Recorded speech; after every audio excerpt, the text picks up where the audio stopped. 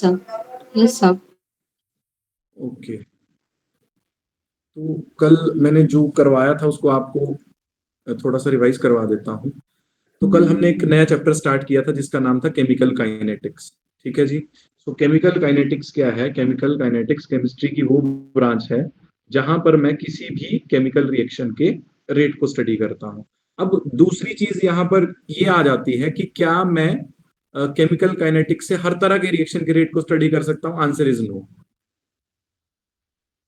क्योंकि कुछ रिएक्शंस ऐसे होते हैं जो बहुत कम टाइम में हो जाते हैं। ठीक है जी। जैसे मान लिया आयनिक रिएक्शंस जो होते हैं, जो आयनिक रिएक्शन जो होते हैं उनमें जो रेट ऑफ रिएक्शन होता है वो बहुत फास्ट होता है। ठीक है, क्योंकि उनमें कोई नया बॉन्ड बनता नहीं है, कोई बॉन्ड टूटता नहीं है ना। उसमें जस्ट क्या होता है, आयंस की डिस्प्लेसमेंट होती है। तो इसीलिए जो आयनिक रिएक्शंस होते हैं वो बहुत फास्ट होते हैं। तो उस तरह के रिएक्शंस का रेट मैं केमिकल काइनेटिक्स से स्टडी नहीं कर सकता। ऐसे रिएक्शंस को बोलता हूं इंस्टेंटेनियस रिएक्शन। इंस्टेंटेनियस रिएक्शन का मतलब कि जो रिएक्शन बहुत फास्ट स्पीड से हो रहे हैं, फास्ट रेट से हो रहे हैं। ठीक है जी। अब दूसरी बात आती है very slow reaction. Very slow reaction मतलब जैसे रस्टिंग ऑफ आयरन है। अब रस्टिंग ऑफ आयरन के लिए बहुत ज्यादा टाइम लग जाता है जी। ठीक है जी, मंथ लग जाते हैं, ईयर भी लग जाते हैं। तो ऐसे रिएक्शन का रेट भी मैं केमिकल काइनेटिक्स से स्टडी नहीं करता हूं। तो आपकी बात आएगी जी केमिकल काइनेटिक्स से कौन से रिएक्शन का रेट स्टडी किया जाएगा?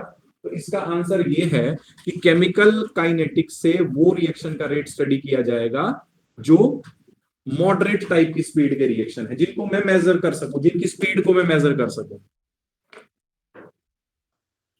अब मान लिया कि मैं आपको असाइनमेंट देता हूं कि जैसे मान लिया कि कोई बस आपके घर के पास से क्रॉस होती है, तो अगर वो इतने फास्ट क्रॉस हो रही है तो आप उसका रेट डिफाइन ही नहीं कर पाओगे कि वो किस टाइम पे आपके घर से क्रॉस हो गई वो बस, है ना। अगर वो एक मॉडरेट स्पीड से आपके घर से क्रॉस होगी तो आप मेरे को बता सकते हो कि उसकी इतनी अगर स्पीड थी और वो इस टाइम पे क्रॉस हुई थी, तो हम उसका रेट फिर वहां पे डिफाइन कर सकते हैं। ठीक है जी। तो सिमिलरली केमिकल काइनेटिक्स में भी ऐसा है कि वो रिएक्शन जो एक मेजरेबल स्पीड से होते हैं उनका रेट मैं केमिकल काइनेटिक्स से स्टडी कर सकता हूं, है ना। जो एक्सट्रीमली स्लो है या इंस्टेंटेनियस है उनका रेट स्टडी नहीं कर सकता हूं। इंस्टेंटेनियस में जितने भी आपके आयनिक रिएक्शंस आगे वो इंस्टेंटेनियस रिएक्शंस होते हैं। तो आयनिक रिएक्शंस का रेट केमिकल काइनेटिक्स से स्टडी नहीं किया जाता है। दूसरी बात हो गई, जैसे मैंने आपको एक्सट्रीमली स्लो रिएक्शन बताया, जैसे रस्टिंग ऑफ आयरन हो गया, है ना। तो रस्टिंग ऑफ आयरन इस तरीके के रिएक्शंस का रेट भी मैं केमिकल काइनेटिक्स से स्टडी नहीं कर सकता हूं। ठीक है जी। तो अब आप बोलोगे कि सर कुछ मॉडरेट टाइप के जो रिएक्शंस होते हैं उनके एग्जांपल बता दो। तो पहला एग्जांपल इसमें आ जाएगा decomposition of decomposition of hydrogen peroxide. Decomposition of hydrogen peroxide. अब हाइड्रोजन परऑक्साइड क्या होता है जी? हाइड्रोजन परऑक्साइड होता है H2O2। अगर मैं इसका एक लिक्विड सॉल्यूशन ले लेता हूं, उसकी डिकम्पोजिशन करवाता हूं तो ये वाटर में और ऑक्सीजन गैस में टूट जाता है। तो इसका रेट मैं with the help of chemical kinetics define कर सकता हूं। क्या आपको ये बात समझ में आई? दूसरी बात हमने आपसे ये की थी कल की, जैसे मान लिया कि मेरे पास ये कोई जनरल रिएक्शन है जिसमें ए मोल ऑफ ए रिएक्ट कर रहे हैं बी मोल ऑफ बी के साथ, सी मोल ऑफ सी और डी मोल ऑफ डी बन रहे हैं। तो मैंने आपको रेट ऑफ रिएक्शन लिखने का तरीका बताया था कि जो इसकी स्टोइचियोमेट्री होती है वो डिवाइड में चली जाती है, जैसे 1/a D A by D T, similarly 1/b D B by D T. यहाँ पे माइनस का साइन इसलिए लगाया था क्योंकि with the passage of time reactants are consumed in the reaction. So time के साथ उनकी कंसंट्रेशन क्या कर रही है जी? डिक्रीज कर रही है। माइनस का साइन, क्योंकि देखो रेट कभी भी नेगेटिव नहीं होता।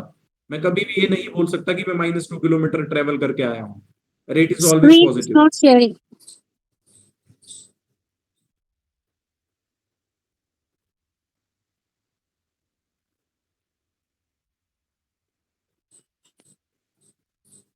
अब विजिबल है मैम?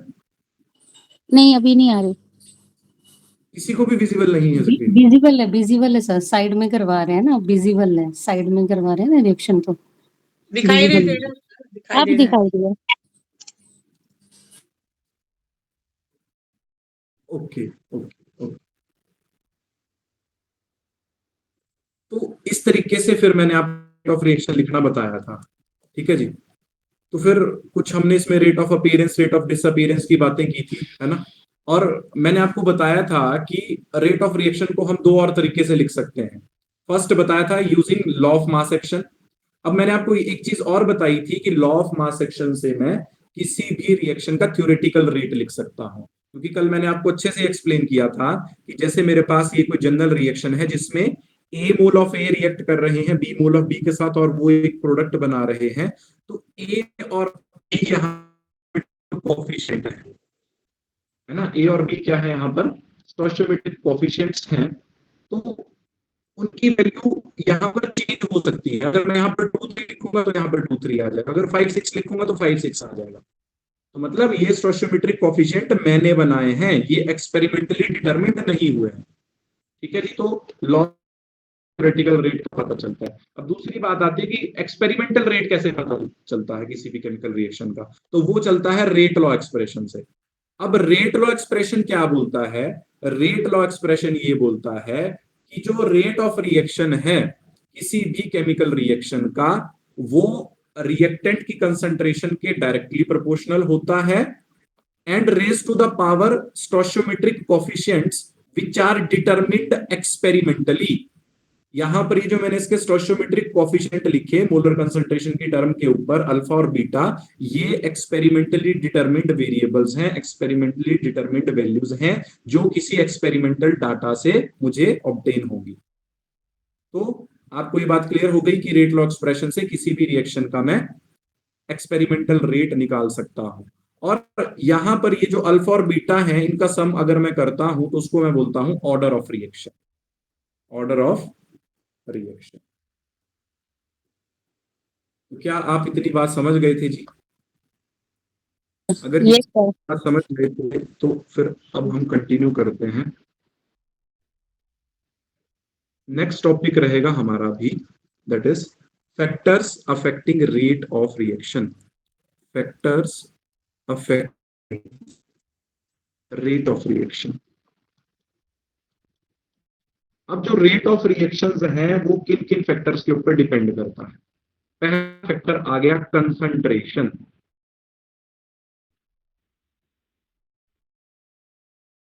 के पास कोई रिएक्शन है प्रोडक्ट, लिखा जाएगा rate of reaction will be equal to A in molar concentration of A to the power A. अब देखो, अगर मैं बात करता हूं R O R rate of reaction और कंसंट्रेशन की, तो इन दोनों में डायरेक्ट रिलेशन है। इसको मैं ऐसे लिख सकता हूं ना, rate of reaction is directly proportional to molar concentration of the reactant. अब अगर क्या होगा, अगर रिएक्टेंट की कंसंट्रेशन को इंक्रीज करता हूं तो रेट ऑफ रिएक्शन भी इंक्रीज होगा, क्योंकि ये दूसरे के साथ डायरेक्टली रिलेट कर रहे हैं। तो आप यहां पे कंक्लूजन ये लिख सकते हो, greater the concentration of reactant faster is the rate of reaction. मतलब रिएक्टेंट की कंसंट्रेशन जितनी ज्यादा होगी रेट ऑफ रिएक्शन उतना फास्टर होगा। ये बात समझ गए जी। दूसरा फैक्टर इसमें आएगा टेम्परेचर। अब टेम्परेचर के साथ भी rate of reaction directly relate करता है। तो आप यहां पर ये लिख सकते हो, rate of reaction is directly proportional to temperature. मतलब जैसे जैसे मैं टेम्परेचर को इंक्रीज करूंगा रेट ऑफ रिएक्शन भी इंक्रीज करेगा, ठीक है। और कितना इंक्रीज करेगा वो मैं आपको थोड़ा सा बता दूं। आपने एक बात याद रखनी है, rate of reaction becomes double for every 10 degree rise in temperature. अगर मैं टेम्परेचर को 10 डिग्री से राइज करता हूं तो रेट ऑफ रिएक्शन जो है किसी भी केमिकल रिएक्शन का वो ऑलमोस्ट डबल हो जाता है। तो इस लाइन को अच्छे से लिख लो, rate of reaction, rate of reaction becomes double for every 10 degree rise in temperature, ठीक है। वैसे रेट ऑफ रिएक्शन का टेम्परेचर के साथ डायरेक्ट रिलेशन है। थर्ड फैक्टर आ गया जिसके ऊपर रेट ऑफ रिएक्शन डिपेंड करता है, वो है कैटालिस्ट। अब कैटालिस्ट भी क्या करता है, रेट ऑफ रिएक्शन को इंक्रीज करता है। अब कैटालिस्ट ऐसा क्या काम करता है, देखो मान लिया कि मेरे पास कोई भी केमिकल रिएक्शन है, ठीक है, इस तरफ को उस केमिकल रिएक्शन का मैं एनर्जी प्रोफाइल दिखा रहा हूं और इस तरफ को प्रोग्रेस दिखा रहा हूं उस रिएक्शन की। अब देखो रिएक्टेंट अपने कुछ ना कुछ एनर्जी होल्ड करके रखते हैं। मान लिया कि किसी केमिकल रिएक्शन में रिएक्टेंट की एनर्जी इतनी है, इसको मैंने ई आर बोल दिया। What is E R? Energy of reactant. तो रिएक्टेंट मॉलिक्यूल इतनी एनर्जी होल्ड करके चल रहे हैं, बट इतनी कुछ नहीं होने वाला। इस रिएक्शन का जो एनर्जी बैरियर है, थ्रेशोल्ड एनर्जी बैरियर जिसको बोलता हूं, वो यहां पर है। ठीक है जी। तो अब जो रिएक्टेंट मॉलिक्यूल इस एनर्जी पे हैं उनको इस एनर्जी पे ले जाना पड़ेगा। ठीक है। अब देखो, जैसे कोई भी एग्जाम हम देते हैं तो उसमें क्वालिफाइंग मार्क्स होते हैं ना, तो हमें उस क्वालिफाइंग मार्क्स तक पहुंचना पड़ता है। मान लिया कि हमारे जैसे एक अटेम्प्ट में 100 में से 50 आए और क्वालिफाइंग 70 है, तो 20 और इंक्रीज करने पड़ेंगे। तो 50 मार्क्स इनके पास अपने हैं, अब इसको और कितने मार्क्स दूं ताकि इसकी एनर्जी यहां तक पहुंच जाए, उसको मैं बोलता हूँ एक्टिवेशन एनर्जी। ठीक है। एक्टिवेशन एनर्जी का कंसेप्ट भी यहीं पे बता देता हूं। Activation energy extra amount of energy होती है जो किसी भी रिएक्शन में रिएक्टेंट मॉलिक्यूल को दी जाती है ताकि उनकी एनर्जी थ्रेशोल्ड एनर्जी बैरियर के बराबर हो जाए। अब होगा क्या, जब मैंने इन रिएक्टेंट मॉलिक्यूल को यहां से यहां पहुंचा दिया एक्स्ट्रा एनर्जी देके, जिस एनर्जी को मैं एक्टिवेशन एनर्जी बोलता हूं, जिसको मैं ई ए से रिप्रेजेंट करता हूं, तो अब क्या होगा, अब ये प्रोडक्ट में ट्रांसफॉर्म हो जाएंगे। अब ये प्रोडक्ट में ट्रांसफॉर्म हो जाएंगे। ठीक है जी। तो अब आप मेरे को यहाँ पे बोलोगे कि सर यहाँ पर कैटालिस्ट का क्या रोल हुआ? ये विदाउट कैटालिस्ट हो रहा है अभी तक जो भी हो रहा है, दिस इज विदाउट कैटालिस्ट। अब कैटालिस्ट क्या करेगा?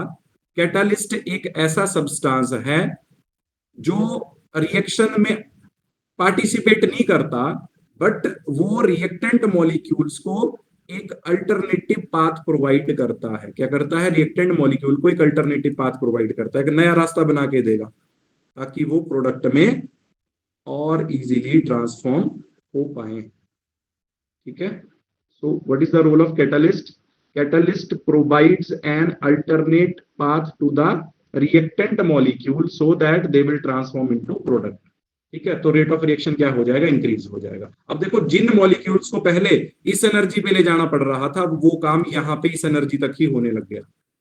आप बात को समझ गए? असल में कैटालिस्ट क्या करता है? कैटालिस्ट जो एक्टिवेशन एनर्जी बैरियर होता है उसकी हाइट को कम कर देता है।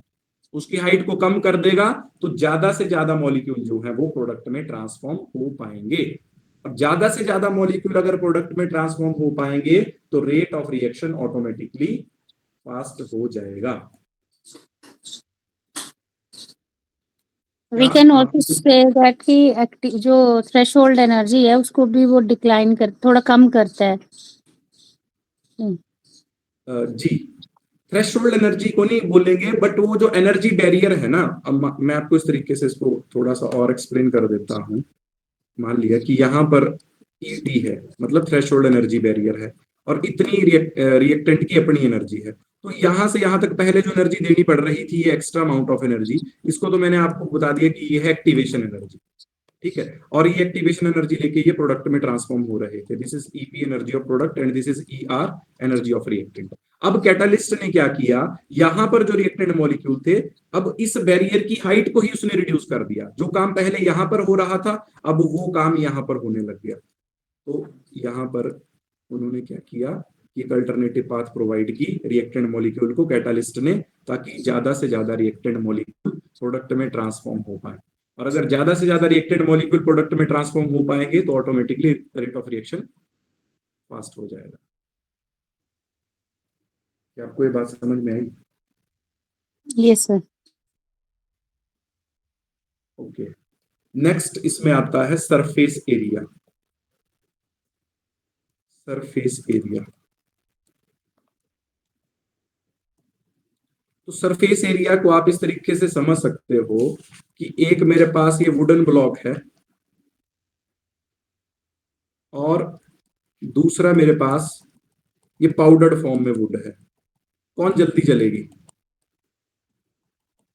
पाउडर फॉर्म में होगी। क्यों? पाउडर क्योंकि उसका सरफेस एरिया क्या है? ज्यादा है। तो वैसे ही अगर मैं रिएक्शन में रिएक्टेंट को पाउडर्ड फॉर्म में लूंगा तो उनका सरफेस एरिया बढ़ जाएगा, उनकी रिएक्टिविटी बढ़ जाएगी और रेट ऑफ रिएक्शन भी क्या हो जाएगा, फास्ट हो जाएगा।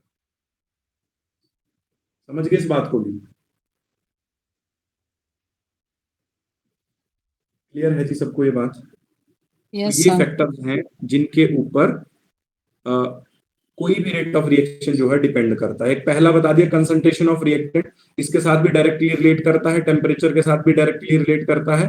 कैटालिस्ट का रोल बता दिया कि कैटालिस्ट क्या करते हैं, एनर्जी बैरियर की हाइट को रिड्यूस कर देते हैं और रिएक्टेंट मॉलिक्यूल्स को एक अल्टरनेटिव पाथ प्रोवाइड करते हैं ताकि ज्यादा से ज्यादा रिएक्टेंट मॉलिक्यूल प्रोडक्ट में ट्रांसफॉर्म हो पाए।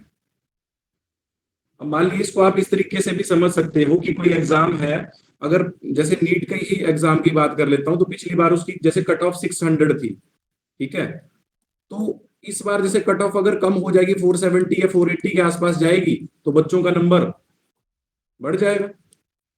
मतलब जैसे जैसे नंबर कम होते रहेंगे रैंक बढ़ता रहेगा। तो यहां पर भी वैसा ही हो रहा है, जैसे जैसे एनर्जी बैरियर की हाइट रिड्यूस हो रही है वैसे वैसे ज्यादा रिएक्टेंट मॉलिक्यूल प्रोडक्ट में ट्रांसफॉर्म हो रहे हैं। ज्यादा रिएक्टेंट मॉलिक्यूल प्रोडक्ट में ट्रांसफॉर्म होंगे तो रेट ऑफ रिएक्शन बढ़ जाएगा।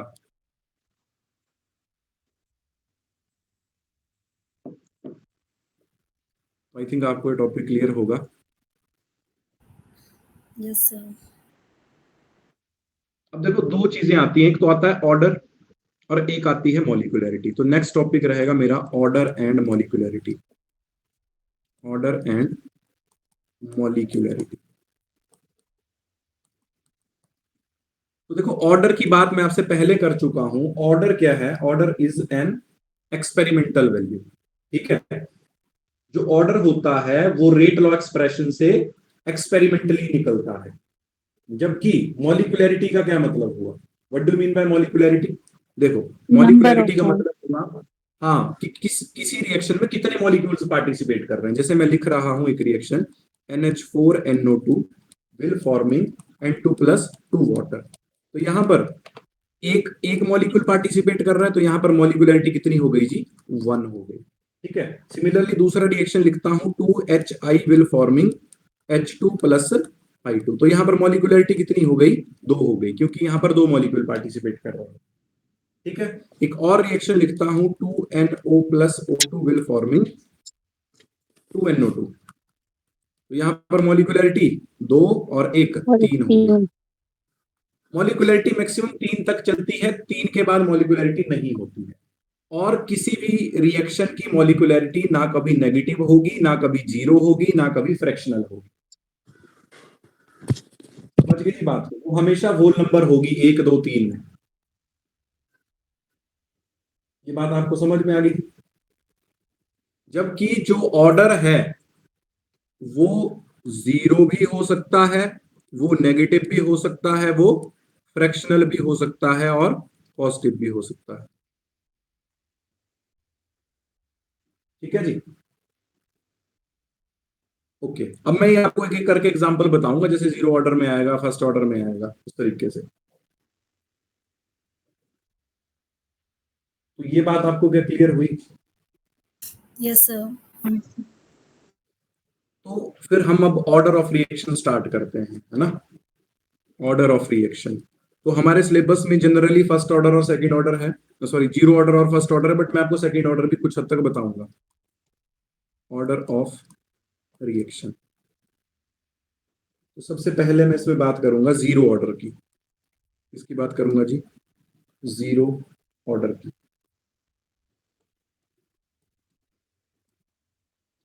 तो सबसे पहले यहां पर इंपॉर्टेंट है एग्जांपल्स। जो एग्जांपल्स आपको लिखवाऊंगा वो आपको याद रखने पड़ेंगे। तो देखो जितने भी रिएक्शन या किसी कैटलिस्ट की प्रेजेंस में होते हैं या लाइट की प्रेजेंस में होते हैं, जनरली उनमें 0 ऑर्डर होता है।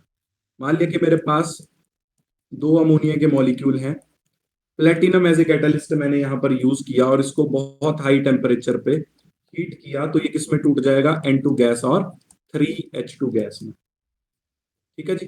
तो इसके लिए जो रेट लिखूंगा, रेट कैसे लिखा जाएगा? Rate will be equal to K into NH3 to the power 0, क्योंकि ये 0 ऑर्डर रिएक्शन है। That will be equal to K। तो यहां से एक चीज ये देखने को मिलती है कि 0 ऑर्डर रिएक्शन में रेट ऑफ रिएक्शन किसके बराबर आता है? रेट कांस्टेंट के बराबर, क्योंकि something raise to power 0 is 1 होता है ना जी। तो rate of reaction will be equal to K into 1, तो के ही तो आ गया।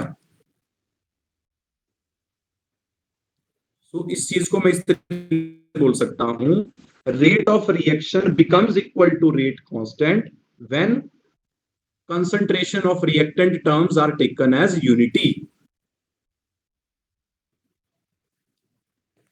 समझ गए जी बात को? सर ये समझ नहीं आया, 1 कैसे आया ये? k into 1? Something raise to power 0। Okay okay okay ठीक है। ठीक है जी, ओके। नेक्स्ट एग्जांपल है इसमें H2 प्लस Cl2। अगर ये रिएक्शन सनलाइट की प्रेजेंस में करता हूं, है ना, ये रिएक्शन अगर सनलाइट की प्रेजेंस में करता हूं तो 2HCl बन जाएगा, और ये भी 0 ऑर्डर का रिएक्शन है। उसमें रेट कैसे आ जाएगा? Rate will be equal to rate constant K into H2 to the power 0 Cl2 to the power 0। तो यहां पर भी रेट ऑफ रिएक्शन किसके बराबर आ जाएगा? K के बराबर ही आ जाएगा।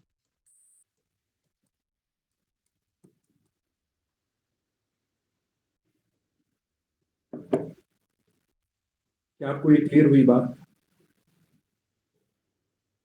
Yes sir. यस और नो? ओके। तो यहां से एक चीज प्रूव होती है कि 0 ऑर्डर रिएक्शन में जो रेट ऑफ रिएक्शन होता है वो रिएक्टेंट की कंसंट्रेशन पे डिपेंड नहीं करता है। कैसे? मान लिया कि ये तो मैंने आपको एग्जांपल दे दी, अब कोई जनरल रिएक्शन ले रहा हूं जिसमें आर रिएक्टेंट से पी प्रोडक्ट बन रहे हैं, आर रिएक्टेंट से पी प्रोडक्ट बन रहे हैं, तो इसका रेट कैसे लिखूंगा? Rate will be equal to rate constant के into molar concentration of reactant to the power 0। 0 order है ना, क्योंकि तो रेट किसके बराबर आ गया? के बराबर आ गया। अब यहां पर अगर आप ध्यान दोगे तो मैंने कोई भी कंसंट्रेशन टर्म नहीं लिखी है। तो 0 ऑर्डर रिएक्शन में, इन अ 0 order reaction the rate of reaction does not depend on concentration of reactant। अब आपको बोल दिया जाए, देखो स्टेटमेंट वाइज अगर क्वेश्चन बनाया जाए तो स्टेटमेंट वाइज क्वेश्चन कैसा बनेगा कि अगर मैंने रिएक्टेंट की कंसंट्रेशन को 10 गुना इंक्रीज किया, 5 गुना इंक्रीज किया, 2 गुना इंक्रीज किया और रेट ऑफ रिएक्शन पे कोई भी इफेक्ट नहीं पड़ा, बताओ रिएक्शन का ऑर्डर क्या होगा? तो आंसर देंगे आप वहां पर 0 ऑर्डर। क्यों? क्योंकि 0 ऑर्डर रिएक्शन में जो रेट ऑफ रिएक्शन होता है वो रिएक्टेंट की कंसंट्रेशन के ऊपर डिपेंड ही नहीं करता। ये बात आपको समझ में आ गई? यस और no? Yes sir. No sir. अब एक फॉर्मूला इसमें जो इंटीग्रेटेड रेट लॉ का आता है वो आपको याद रखना पड़ेगा। मैं देखो ड्राइव नहीं करवा रहा हूं, इनको ड्राइव करवाने में बहुत टाइम लग जाएगा, बट आप उसको डायरेक्टली याद रखना। K will be equal to 1/T R0 minus R। ये फॉर्मूला आता है integrated rate law for 0 order reaction, where R0 is initial concentration of reactant, initial concentration of reactant at time t equal to 0, and where R is the concentration of reactant after time t, कुछ time के बाद, चाहे वो time 5 second हो सकता है, 10 second हो सकता है, 10 मिनट हो सकते हैं। ठीक है, k यहां पर रेट कांस्टेंट है, k क्या है यहां पर? रेट कांस्टेंट है, और t क्या है यहां पर? टाइम है। ठीक है जी, तो ये फॉर्मूला आता है integrated rate law for 0 order reaction. अब एक और इंपॉर्टेंट बात आपको यहां पर बताता हूं।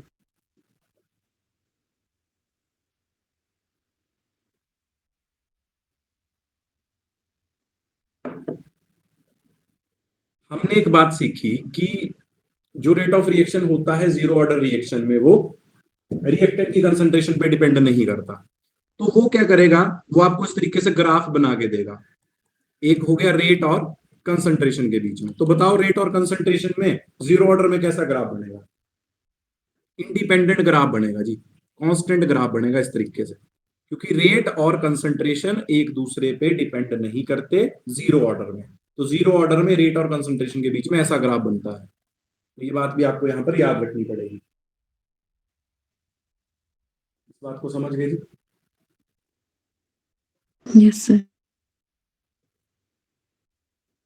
और जीरो ऑर्डर के लिए आपको क्या क्या बातें याद रखनी पड़ेगी? देखो, सबसे पहले आपको जीरो ऑर्डर के लिए एग्जाम्पल, दूसरी चीज कि जीरो ऑर्डर रिएक्शन में जो रेट ऑफ रिएक्शन होता है वो रिएक्टेंट की कंसंट्रेशन पे ऊपर डिपेंड नहीं करता है। ये दूसरी बात याद रखनी पड़ेगी। तीसरी बात, ग्राफ याद रखना पड़ेगा। चौथी बात, इंटीग्रेटेड रेट लॉ की इक्वेशन याद रखनी पड़ेगी। पांचवी बात, इसके यूनिट याद रखने पड़ेंगे, है ना, यूनिट ऑफ रेट कांस्टेंट। कोई भी ऑर्डर हो उसके यूनिट कैसे निकलते हैं, यहां पर तो मैं आपको जीरो ऑर्डर के लिए निकाल के बताऊंगा। तो देखो, आपने डायरेक्ट फॉर्मूला याद रखना, मोल लीटर इनवर्स की power 1 minus N second inverse. इसी तरीके से किसी भी ऑर्डर के यूनिट निकलते हैं, where N is order. N क्या है यहाँ पे? ऑर्डर है। अब मेरे को मान लिया जीरो ऑर्डर के लिए यूनिट निकालने हैं, तो मोल लीटर इनवर्स की पावर 1 माइनस एन की वैल्यू क्या आ जाएगी? जीरो ऑर्डर है तो जीरो आ जाएगी, सेकेंड इनवर्स। तो यूनिट क्या आ जाएंगे रेट कांस्टेंट के जीरो ऑर्डर के लिए? यूनिट आ जाएंगे आपके पास मोल लीटर इनवर्स और सेकेंड इनवर्स। ये बात भी आपको क्लियर होनी चाहिए साथ में।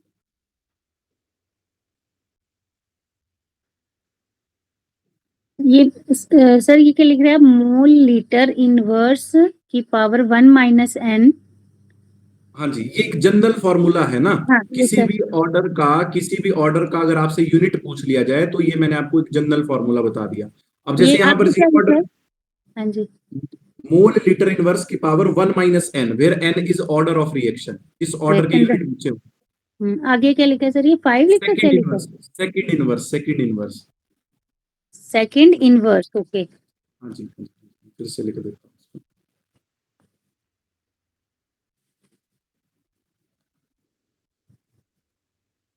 ठीक है जी, ये बात भी क्लियर हो गई।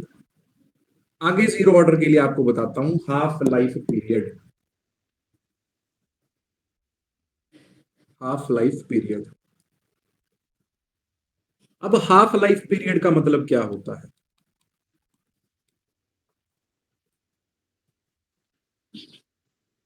What do you mean by half life period?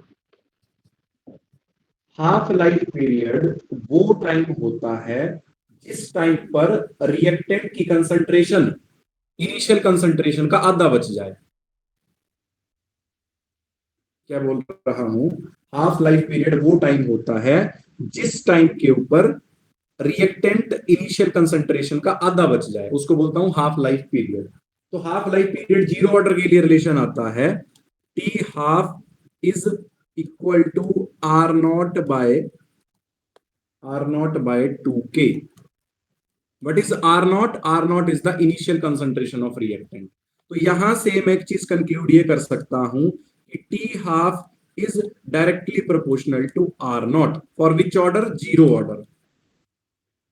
तो देखो, आपको स्टेटमेंट में क्वेश्चन बना के देगा कि ऑर्डर ऑफ रिएक्शन बताओ जिसमें मैं क्या कर रहा हूं, रिएक्टेंट की अगर इनिशियल कंसंट्रेशन को इंक्रीज कर रहा हूं तो T हाफ भी इंक्रीज हो रही है, तो वो कौन सा ऑर्डर होगा? Zero order. समझ गए जी बात को?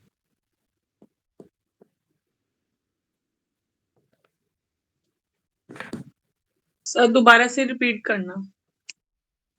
ओके, मैं ये बोल रहा हूं कि यहां से देखो ना, ये इक्वेशन लिखी मैंने, T half will be equal to R not by 2k। तो यहां से ये चीज समझ में आ रही है कि जो टी हाफ है वो आर नॉट के डायरेक्टली प्रोपोर्शनल है। इट मींस कि अगर मैं रिएक्टेंट की इनिशियल कंसंट्रेशन को इंक्रीज कर रहा हूं और टी हाफ भी अगर किसी रिएक्शन में इंक्रीज हो रही है तो वो रिएक्शन जीरो ऑर्डर होगा।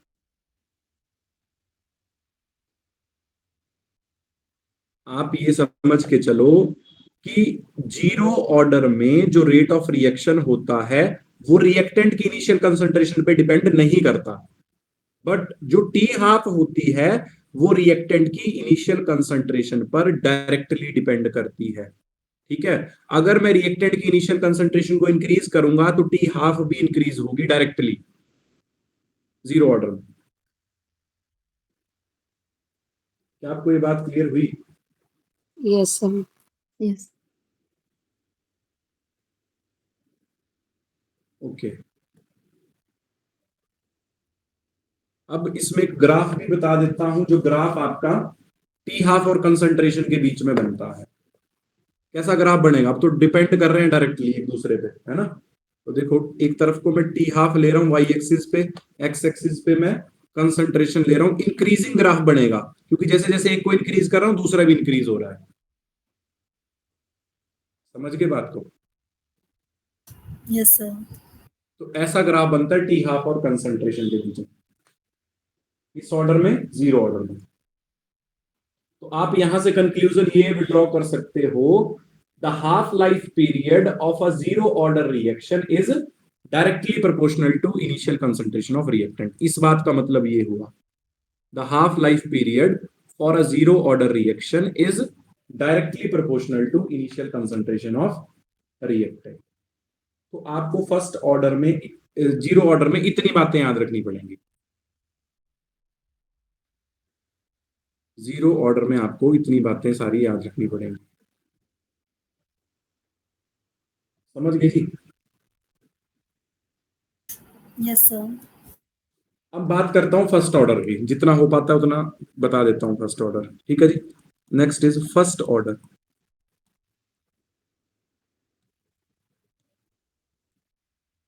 अब सबसे इंपॉर्टेंट बात, फर्स्ट ऑर्डर के एग्जाम्पल। तो मैं आपको दो एग्जाम्पल बताता हूं, वो आप याद रखना। ये जो मैं आपको एग्जाम्पल बता रहा हूं, ये एग्जाम्पल एनसीईआरटी बेस्ड है ना। जो एग्जाम्पल एनसीईआरटी में दिए हुए हैं, मैं आपको वही एग्जाम्पल बता रहा हूं, क्योंकि अगर पेपर आता है तो उसमें एनसीईआरटी से ज्यादा आता है। समझ गई थी बात को? तो एटलीस्ट आपको ये एग्जाम्पल तो याद ही होने चाहिए कि ये किस ऑर्डर के हैं। तो ये मैंने दो एग्जाम्पल लिख दिए, ये फर्स्ट ऑर्डर के एग्जाम्पल हैं। समझ गए इस बात को? अब बात करता हूं कि फर्स्ट ऑर्डर रिएक्शन होता क्या है। What do you mean by first order reaction? अब देखो, मान लिया कि मैंने कोई जनरल रिएक्शन लिखा, रिएक्टेंट से बन गए प्रोडक्ट। ठीक है। अब इसको फर्स्ट ऑर्डर कब बोलूंगा? अगर इस रिएक्शन के लिए ROR लिखता हूं, रेट ऑफ रिएक्शन लिखता हूं, that will be equal to rate constant K into molar concentration of R to the power, कौन सा ऑर्डर है अब? 1। तो यहां से कंक्लूड कर सकता हूं rate of reaction will be equal to rate constant K into molar concentration of R। तो यहां से ये बात प्रूफ होती है कि कोई भी फर्स्ट ऑर्डर रिएक्शन जो होगा, उसमें rate of reaction is directly proportional to the concentration of reactant. अगर आपको क्वेश्चन आ जाए कि अगर मैं रिएक्टेंट की कंसंट्रेशन को डबल कर रहा हूं और रेट ऑफ रिएक्शन भी डबल हो रहा है, बताओ ऑर्डर ऑफ रिएक्शन, तो क्या आंसर करोगे? First order. समझ गई थी बात को? R क्या है यहां पर? रिएक्टेंट की इनिशियल कंसंट्रेशन है, तो इसमें और रेट ऑफ रिएक्शन में डायरेक्ट रिलेशन है फर्स्ट ऑर्डर में, जबकि जीरो ऑर्डर में एक दूसरे के ऊपर डिपेंड ही नहीं करते। समझ गए इस बात को? Yes, sir. अब इसमें जो ये इंटीग्रेटेड रेट वाला एक्सप्रेशन आता है, उसको भी आप डायरेक्टली याद रखना। इंटीग्रेटेड रेट लॉ, ये आता है आपके पास, K will be equal to 2.303 by T log R0 by R। ये फॉर्मूला यहां पर आता है इंटीग्रेटेड रेट लॉ का फर्स्ट ऑर्डर के लिए। अब देखो, हमने एक ग्राफ ड्रॉ किया था रेट कंसंट्रेशन के बीच में, ठीक है, जीरो ऑर्डर के लिए। फर्स्ट ऑर्डर के लिए कैसा ग्राफ बनेगा रेट और कंसंट्रेशन में? बताना जरा। रेट और कंसंट्रेशन का फर्स्ट ऑर्डर में कैसा ग्राफ बनेगा जी? ऐसा ग्राफ बनेगा, डायरेक्टली एक दूसरे पे डिपेंड करता। बनेगा कि नहीं बनेगा? 100% बनेगा। और स्लोप क्या आएगा इसमें? पॉजिटिव आएगा स्लोप। स्लोप बराबर है K, ये स्लोप है। ठीक है। अब इंटरसेप्ट यहां पर 0 है क्योंकि ग्राफ ओरिजिन से पास हो रहा है। स्ट्रेट लाइन की इक्वेशन होती है ना, y equal to mx plus c, वहां से ये ग्राफ बनते हैं। ओके, तो इतना देखो आप फिलहाल आज के लिए। बाकी मैं इसमें कल आपको हाफ लाइफ ऑर्डर जो है वो सेकंड ऑर्डर का भी बताऊंगा, फर्स्ट ऑर्डर का भी बताऊंगा, इससे रिलेटेड न्यूमेरिकल भी बताऊंगा। फिर इसमें हम एक टॉपिक और है, स्यूडो फर्स्ट ऑर्डर रिएक्शन क्या होता है, आर्हीनियस इक्वेशन के बारे में बताऊंगा। फिर ये चैप्टर खत्म हो जाएगा। ज्यादा से ज्यादा क्वेश्चन यहाँ पर आपको यूनिट से देखने को मिलेंगे। ठीक है, अब मान लिया फर्स्ट ऑर्डर के यूनिट भी बता देता हूं। देखो क्या होते हैं, मोल लीटर इनवर्स, जो आपको जनरल फार्मूला बताया था, 1 माइनस 1 हो जाएगा सेकंड इनवर्स। ठीक है, क्योंकि ऑर्डर अब फर्स्ट है, तो 1 minus 1 is 0, something raise to power 0 is, अभी बताया 1, so 1 into second inverse is second inverse. तो रेट कांस्टेंट के यूनिट फर्स्ट ऑर्डर के लिए क्या आते हैं, सेकंड इनवर्स आते हैं। इस बात को समझ गए जी? Yes sir. एक चीज और लिख लो, जो टी हाफ आती है यहाँ पर, वो भी बता देता हूं अभी ही। टी हाफ आती है यहाँ पर 0.693 by k। This is the half life time for first order reaction. तो यहां से एक सीधा सा रिलेशन बनता है कि जो टी हाफ होती है, T half does not depend on initial concentration of reactant. किस ऑर्डर में? फर्स्ट फर्स्ट ऑर्डर में टी हाफ का रिएक्टेंट की इनिशियल कंसंट्रेशन के साथ कोई लेना देना नहीं। आप यहां पर देख लो, फॉर्मूला में कोई भी कंसंट्रेशन की टर्म मैंने लिखी नहीं। ठीक है जी, तो अगर ये एक दूसरे पे डिपेंड ही नहीं करते हैं, कौन कौन, टी हाफ और कंसंट्रेशन, तो उनमें कैसा ग्राफ बनेगा, इंडिपेंडेंट ग्राफ, जैसा रेट कंसंट्रेशन में 0 ऑर्डर में बना था। ये ग्राफ मैंने आज आपको रेट कंसंट्रेशन में 0 ऑर्डर में भी बताया था। वो सेम ग्राफ टी हाफ और कंसंट्रेशन में फर्स्ट ऑर्डर में बनता है। So that's all for today. बाकी मैं इसमें कल आपको कंटिन्यू करवाता हूँ। और जो असाइनमेंट्स भेज रहा हूं उनको प्लीज सॉल्व करते रहो। केमिकल काइनेटिक्स की असाइनमेंट भी मैं आपको आज ही भेज दूंगा। फिर एक दिन सारी की सारी असाइनमेंट्स को हम डिस्कस करेंगे प्रॉपरली।